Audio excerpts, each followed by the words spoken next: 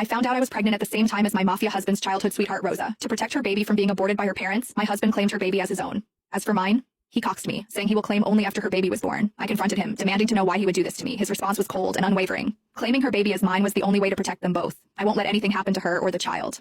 In that moment, as I looked at the man I had loved for 10 years, I realized my love for him had died. Not long after, my family condemned me, calling me a slut for having a child without a father and pressured me into getting an abortion. Meanwhile, my husband was in another city with his sweetheart helping her through her pregnancy. By the time he returned, I was already gone. I found out that my husband was accompanying his childhood sweetheart Rosa for her pregnancy checkup at my regular hospital this afternoon. Vincent, our baby looks so cute on the monitor. From the crack in the door, I saw Vincent's face lit up with a smile. Rosa was pointing at the monitor, and Vincent nodded, smiling back at her. If I didn't know that man was my husband, the father of my baby, I would have sworn they were a couple, happy and in love. Isabella Caruso, the doctor is ready for your examination, the nurse called. Vincent turned, his face drained of color, his eyes scanning the hallway. He must have heard my name. When his eyes landed on me, his mouth opened, but no words came out. I had been happily married to Vincent Falcone, my mafia husband, for nearly 10 years. This year, I was finally pregnant with his child. He of all people should know how difficult it is for me to have the baby now. How could he do this to me? I slowly walked toward him, my heart boiling with fury, anger, and the deep sadness of realizing how much I had been lied to. Is that why you told me you couldn't come to my appointment today? I tried to keep my voice steady, but the anger surged, making it impossible to control. Without thinking, I raised my hand and slapped Vincent hard across the face. It was the first time I had ever lashed out at him like this. Yet even after I slapped him, he stood there, silent, avoiding my gaze. Your silence isn't helping, Vincent. You owe me an explanation. Vincent didn't move, but Rosa, who had been standing behind him, stepped forward, shielding him from my anger. Mrs. Falcone, Isabella, right?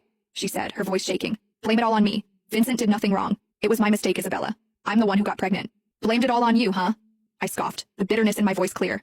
I was a tough woman, but even so, tears streamed down my face. As if my tears had triggered something in him, Vincent finally stepped past Rosa and pulled me into his arms. Don't cry, Isabella. The baby isn't mine, he said, his voice barely above a whisper. I froze. What? But then, Rosa spoke. She winked her innocent big eyes at Vincent. Vincent, didn't you promise to protect my baby by claiming it as your own? Why are you telling her now? Protect her baby? What the hell was going on? I broke free from Vincent's arms and stared at him. What the fuck is happening right now, Vincent? What the hell is she talking about?